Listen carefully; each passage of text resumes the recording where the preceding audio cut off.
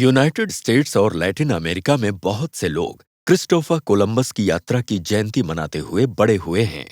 लेकिन क्या वो दो दुनियाओं को मिलाने वाला निडर एक्सप्लोरर था, या कॉलोनियलिज्म और गुलामी लाने वाला बेरहम शोषण करता था? और क्या उसने अमेरिका की खोज की भी थी? चलिए कोलंबस को कटघरे में खड़ा करते हैं। इतिहास बनाम Christopher Columbus. Order order in the court. रुको, क्या आज भी मुझे काम करना था? जी योर ऑनर, 1792 से यूनाइटेड स्टेट्स के कई हिस्सों में 12 अक्टूबर को कोलंबस दिवस मनाया जाने लगा था, जो असली एनिवर्सरी डेट है। वैसे तो इसे 1934 में औपचारिक छुट्टी घोषित किया गया था, लेकिन जरूरी नहीं है कि हर राज्य इसका पालन करे।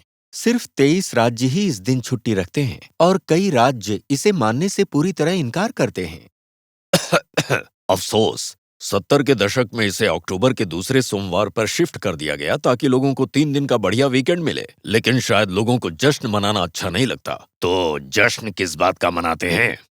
कम ऑन योर ऑनर, हम सब ने स्कूल में पढ़ा था। कोलंबस ने स्पेन के राजा को इस बात के लिए मनाया था कि उसे एक बेहतर रास्ता ढूंढने के लिए इंडिया भेजा जाए। पूर्व में जमीन के रास्ते नहीं, बल्कि पानी के रास्ते पश्चिम की तरफ। सभी ने कहा कि यह पागलपन है, क्योंकि उन्हें लगता था कि दुनिया चपटी है, पर वो सच जानते थे। और जब 1492 में उन्होंने समुद्री यात्रा की, तो उन्हें इंडिया से भी अच्छा कुछ मिला, एक नया महाद्वीप।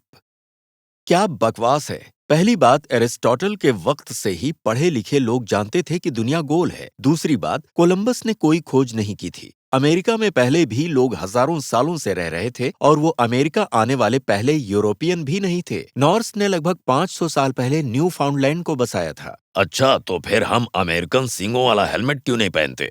असल में वो लोग भी उसे नहीं पहनते थे। किसको परवाह है कि कुछ वाइकिंग्स ने कब क्या किया? उनकी बस्तियां नहीं टिकीं, लेकिन कोलंबस की टिकीं, और जो खबर वो यूरोप वापस लाए वो दूर दूर तक फैल गई, जिससे आने वाले खोजकर्ताओं और रहने वालों को प्रेरणा मिली। वो ना होते तो हम में से कोई भी यहाँ नहीं होता, और उनकी वजह से लाखों नेटिव अमेरिकन्स आज यहाँ नहीं हैं। जानते हैं कोलंबस ने उन कॉलोनीज का क्या किया? जो पहले नेटिव अमेरिकन्स मिले उन्हें बंदी बना लिया, और अपनी डायरी में लिखा कि वो कितनी आसानी से उन्हें हराकर गुलाम बना सके। क्या कह रहे हैं? उस वक्त सब एक दूसरे से लड़ रहे थे। क्या नेटिव्स ने कोलंबस को नहीं बताया कि दूसरी जनजातियां भी एक दूसरे को बंदी बना रही हैं? हाँ, लेकिन जनजातियों की लड़ाई छुटपुट और सीमित थी। उससे 90% आबादी का सफाया नहीं हुआ।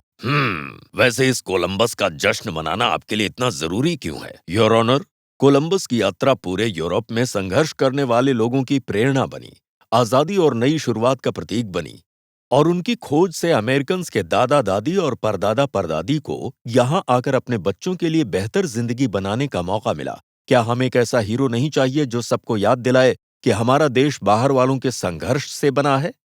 और नेटिव अमेरिकन्स के संघर्ष, जो लगभग मिट गए और आरक्षण के लिए मजबूर हुए, और जिनके वंशज आज भी गरीबी और भेदभाव से पीड़ित हैं। आप उस आदमी को हीरो कैसे बना सकते हैं जिसने इतनी तकलीफ दी हो?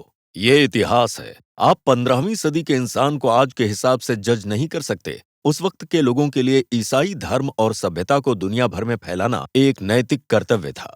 असल में वो पुराने दौर के हिसाब से भी बहुत बुरे थे। हिस्पैनियोला पर शासन करते हुए वो उन नेटिव्स पर बेहिसाब जुल्म ढाते जो उनके लिए कम सोना लाते, 9-9 साल की बच्चियों को यौन गुलाम बनाकर बेचते, उनके शासन के दौरान आए दूसरे कॉलोनिस्ट्स को यातनाएं देते।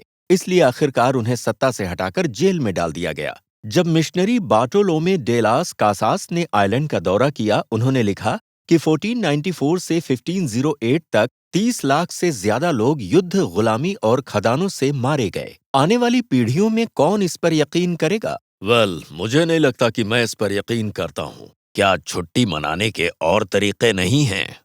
कुछ लैटिन अमेरिकन देशों में वो एक ही तारीख को अलग अलग नामों से मनाते हैं, जैसे डिया डे ला राजा। इन जगहों पर उन नेटिव और मिली जुली संस्कृतियों का उत्सव मनाते हैं जो कॉलोनियल दौर के बाद बची रह गई थीं। अमेरिका की कुछ जगहों ने इस छुट्टी का नाम बदल कर दिया है नेटिव अमेरिकन डे या स्वदेशी जन दिवस, और वो उसे इसी हिसाब से मनाते हैं। अगर इतनी ही प्रॉब्लम है तो नाम ही क्यों ना बदल दिया जाए? क्योंकि ये परंपरा है। आम लोगों को अपने हीरो और उनकी कहानियों की जरूरत होती है। क्या हम वैसे ही नहीं मना सकते जैसे 100 साल से करते आ रहे हैं, बिना इस तरह की कोई रिसर्च किए? ऐसा तो नहीं है कि लोगों की मौत का जश्न मनाया जा रहा है। बदलती हुई परंपराओं को जिंदा रखने का तरीका हमारे मूल्यों के बारे में बहुत कुछ कहता है। ऐसा लगता है कि थके हुए जजेस को एक दिन की छुट्टी देना उन मूल्यों में नहीं आता। परंपराएं और छुट्टियां सभी संस्कृतियों के लिए जरूरी हैं, लेकिन एक दौर का हीरो तब विलेन बन सकता है जब हमारा ऐतिहासिक ज्ञान बढ़ता है और हमारे मूल्य बदलते हैं। ये तय करने के लिए कि आज उन परंपराओं की क्या अहमियत होनी चाहिए, इतिहास को कटघरे में खड़ा करना जरूरी है। सीखते रहना चाहते हैं? अपने ज्ञान को चुनौती देने के लिए या अनजान चीजों को नए सिरे से जानने के लिए हमारे वीडियोस देखते रहें, सब्सक्राइब करें और उत्सुकता बनाए रखें।